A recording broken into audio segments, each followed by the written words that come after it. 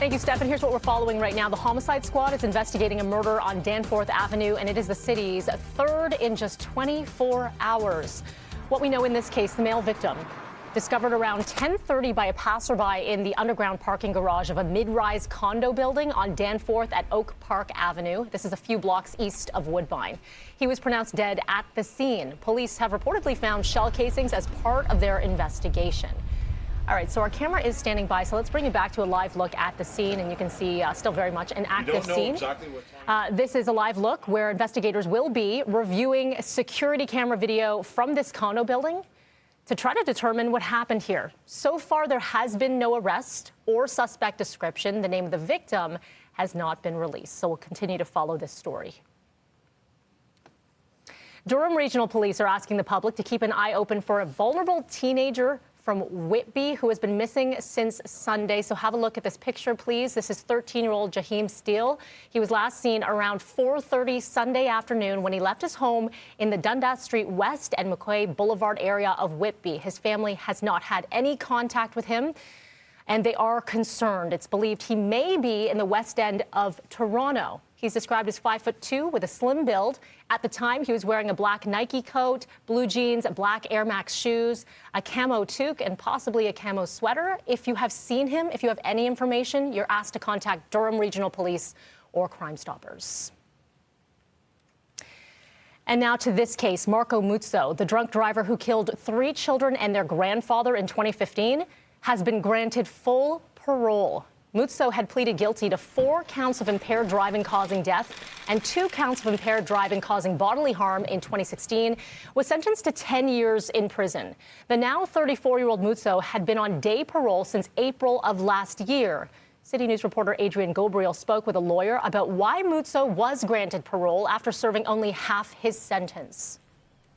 In this case, he had already been doing well on day parole and had proven that he could engage in counseling and meaningfully address the issues that led to his offending in the first place. And so he was a great candidate to be granted full parole in these circumstances. The mother of the children tweeting out this message: no matter what happened today, Daniel, Harry, and Millie are not coming back home. My dad isn't coming home to my mom. It's a story that is getting a lot of reaction here. Clearly, Adrian Gobriel will be joining us at 8 o'clock this morning. He has been following this case. He'll bring us more developments.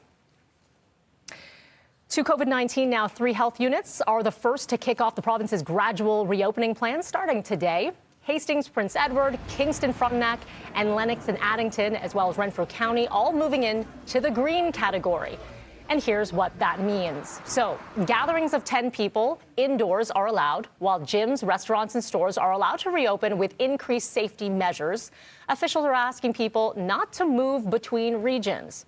And for more on what restrictions look like in each of the province's color zones, because it can get a little bit complicated, you can go to our website, citynews.ca.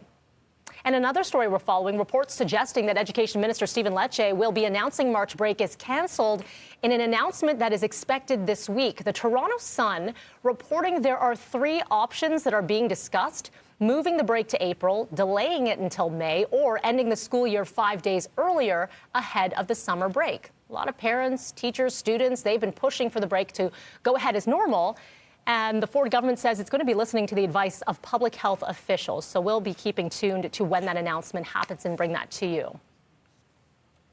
The TTC board will be meeting today to discuss the future of the Scarborough RT, and it could mean approval of shutting down the line for nearly a decade. And that shutdown, which would see the SRT replaced with buses, it could begin in 2023, just 7 years before the province completes its promised 3-stop subway extension.